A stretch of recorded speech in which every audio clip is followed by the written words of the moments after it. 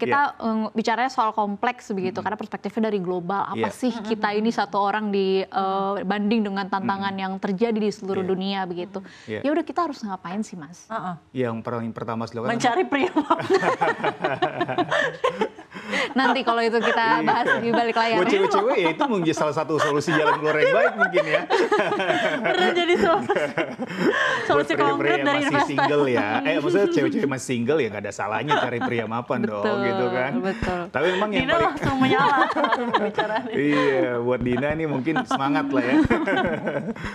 Iya, karena mungkin yang pertama harus dilakukan klise mungkin ya mengecangkan ikat pinggang gitu ya. Pengeluaran-pengeluaran yang nggak perlu, hutang-hutang yang nggak perlu. Lebih baik kondisi seperti sekarang jangan gitu ya. Kalau bisa dikurangi semaksimal mungkin atau dihilangkan. Tapi lagi bisa. Natalan loh Mas Aim. Oh iya gitu ya. Ya mungkin yang biasanya spendingnya 100 gitu ya dikurangi setengah lah gitu ya. Tanpa mengurangi istilahnya keceriaan Natalnya gitu kan.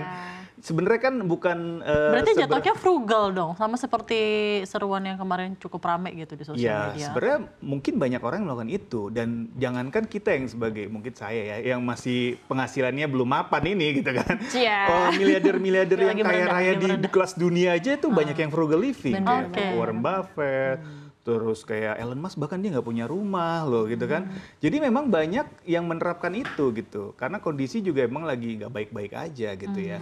Jadi nggak ada salahnya sedikit bersakit-sakit dahulu gitu ya. Seperti kata peribahasa ya bersenang-senang kemudian gitu ya. Karena pasti orang yang memang pinter menekan spendingnya di masa-masa sulit, dia akan bahagia di endingnya gitu ya. Ketika masa-masa ekonomi sudah mulai naik lagi gitu. Jadi memang kunci yang pertama itu. Yang kedua adalah kita harus cari source income baru gitu ya. Kita nggak bisa lagi tuh mengandalkan satu income ya, Ade ya. Misalkan kita bekerja karyawan, income kita dari gaji. Kita harus cari income lainnya dari passive income lainnya. Misalkan dari bisnis atau mungkin dari keahlian-keahlian hobi kita gitu dan lain sebagainya. Pokoknya sebanyak mungkin kita punya income itu semakin baik gitu ya. Yang ketiga, kondisi seperti sekarang ini adalah yang harus kita perkuat adalah dana darurat ya. Jangan sampai ketika kondisi makin sulit, istilahnya kita terkena sakit gitu ya, atau mungkin ada musibah atau ada keperluan-keperluan yang darurat, dana kita nggak ada gitu. Ini bahaya sekali. Karena kenapa? Biasanya kondisi darurat itu membutuhkan dana yang besar gitu. Kalau kita nggak punya dana darurat, ini akan bahaya. Ujung-ujungnya pasti cash flow kita bisa terganggu, aset kita bisa terganggu, investasi kita bisa terganggu. Ujung-ujungnya nanti utang lagi. Itu malah jadi beban lagi gitu. Jadi memang harus dipersiapkan dana daruratnya, dipersiapkan proteksinya, dan investasinya harus dimaksimalkan. Harus pinter-pinter, ini kunci terakhir nih. Karena orang yang bisa survive dari kondisi sulit adalah orang yang pandai menempatkan uangnya di instrumen investasi yang tepat gitu. Kalau kata para pakar keuangan di dunia, di tengah kesulitan itu pasti ada orang yang menambil keuntungan yang besar gitu. Ada orang yang kaya raya gitu. Nah, orang-orang yang seperti inilah yang harus kita contoh supaya kita bisa survive, tapi tidak hanya survive, kita bisa menikmati buah dari ketidakpastian ini menjadi kepastian buat kita. Nah, kira-kira berarti bentuk investasinya apa nih Mas yang menarik di tengah tax atau pajak lagi 12%, daya beli masyarakat untuk konsumsi lagi ditekan. Apakah bentuk-bentuk kayak obligasi, SBN, atau seperti apa sih yang justru menarik daripada pasar saham? Atau gimana sih kira-kira nanti jadi bentuk-bentuk investasi apa yang justru malah jadi untuk menguruk keuntungan di tengah lagi tantangan yang lagi lumayan. Ya, kalau di kondisi ekonomi yang lagi sulit seperti sekarang ini, memang kita harus menerapkan strategi yang cenderung moderat dan konservatif ya, Ade ya.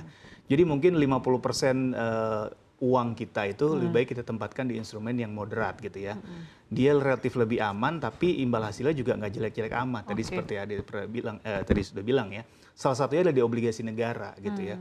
Saat ini return di obligasi negara itu masih cukup menarik ya, 6-8% kurang lebih gitu ya. Di tengah kondisi pasar modal kita yang lagi nyungsep nih belakangan ini, yang minus lah bisa dibilang gitu kan.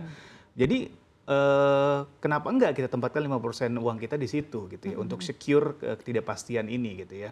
Nah, sisanya mungkin kita boleh 30% di saham-saham blue chip. Kenapa? Karena memang biasanya di awal tahun itu masa-masa pembagian dividen. Nah, masa-masa pembagian dividen itu biasanya saham ini akan rebound, naik, dan kita akan istilahnya kelimpahan cuannya gitu. Kalau beli sekarang, apalagi banyak saham-saham seperti di sektor perbankan yang harganya udah cukup murah gitu ya. Jadi kita bisa dapat double cuan dari kenaikan sahamnya maupun dari dividennya. Nah, ini kita harus persiapkan dari sekarang gitu ya. Nah, 20% sisanya bisa kita tempatkan di instrumen-instrumen keuangan seperti deposito atau mungkin di reksadana pasar uang yang gunanya adalah untuk antisipasi kalau keadaan menjadi lebih buruk gitu ya. Itu menjadi dana darurat kita yang bisa kita ambil dan kita gunakan sewaktu-waktu gitu.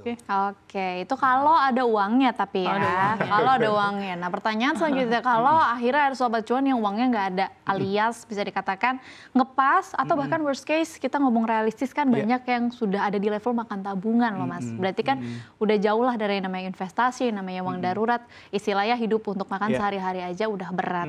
Sebenarnya seharam apa sih kita di posisi tersebut untuk ambil hutang dan apakah memang harus menurunkan kualitas hidup begitu untuk mencukupi? Maksudnya alias supaya nggak makan tabungan ya mau nggak mau kita apakah satu-satunya cara menurunkan kualitas hidup gitu Mas? Atau sebenarnya ada cara lain? Iya, yang pertama adalah gaya hidup sih. Antara kualitas hidup sama gaya hidup nih agak berbeda nih. Kayak Dina itu kan mungkin standarnya kualitas hidup mungkin ya kayak contoh makan gitu ya, makannya di luar gimana. Sebenarnya gaya hidup kita juga harus dikurangin gitu ya.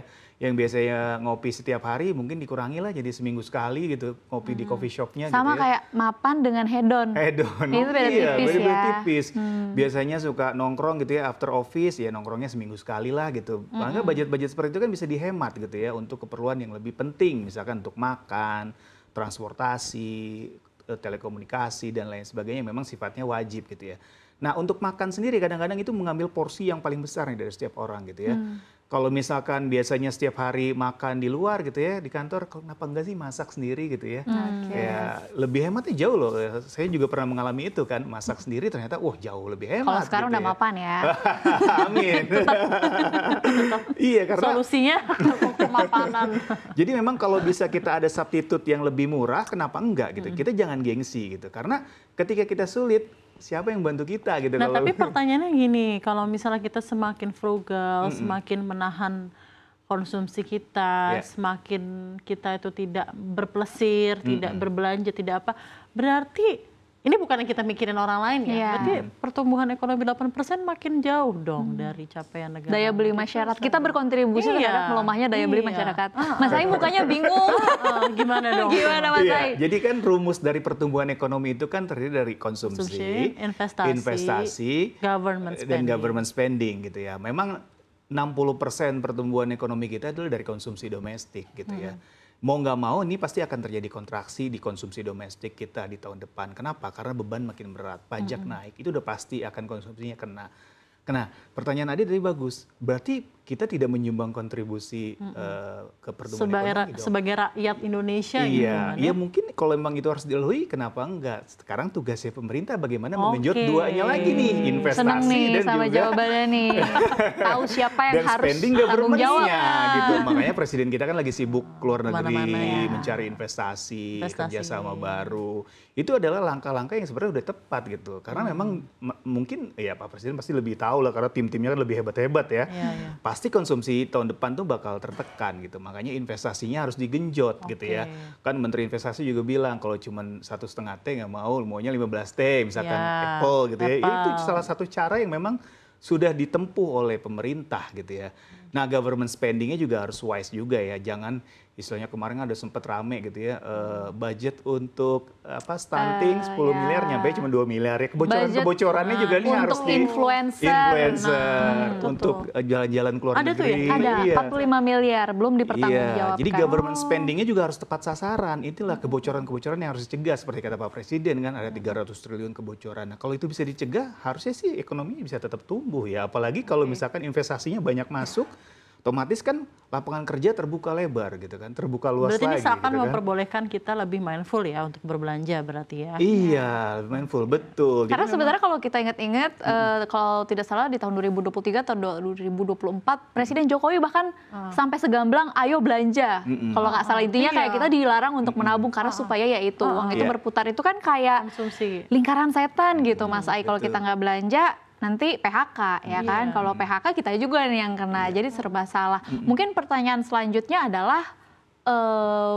biar kita lebih ikhlas kali ya, karena kan banyak yang marah begitu dengan kenaikan pajak ini. Pengertiannya dikit, tadi kita udah menunjuk bahwa harusnya pemerintah nih yang bertanggung jawab atas situasi sulit ini, harusnya pemerintah punya formulasi untuk memperbaiki situasi ini. Tapi supaya kita lebih ikhlas menjalani 1 Januari 2025 dengan kenaikan PPN, mungkin pengertiannya Mas buat kita masyarakat dan juga Sobat Cuan, kenapa sih pemerintah harus naikin pajak gitu? Iya, mungkin ini salah satu opsi jangka pendek yang paling mudah diambil. Karena kita nggak punya pilihan lain kan. Sementara kan kalau kita tahu kan memang kalau baca-baca di media juga utang jatuh tempo pemerintah tahun depan juga cukup besar ya, 800 triliun. Jadi memang salah satu short escape-nya adalah mungkin menaikkan pajak gitu. Tapi mungkin juga pemerintah akan memberikan insentif-insentif gitu ya. Kayak subsidi BBM akan lebih tepat sasaran kayak gitu ya. Mungkin juga nanti ada program makan bergizi gratis dan mungkin program-program lainnya seperti 3 juta rumah dan sebagainya itu juga yang check menjadi up gratis. Iya, itu menjadi insentif kolateral lah daripada kenaikan pajak PPN 12% ini, dan harapannya sih bisa berjalan dengan lancar dan tidak ada kebocoran-kebocoran. Jadi memang bisa smooth lah gitu ya. Semoga di tahun 2028 targetkan ekonomi tumbuh 8% gitu ya. Amin. Yes.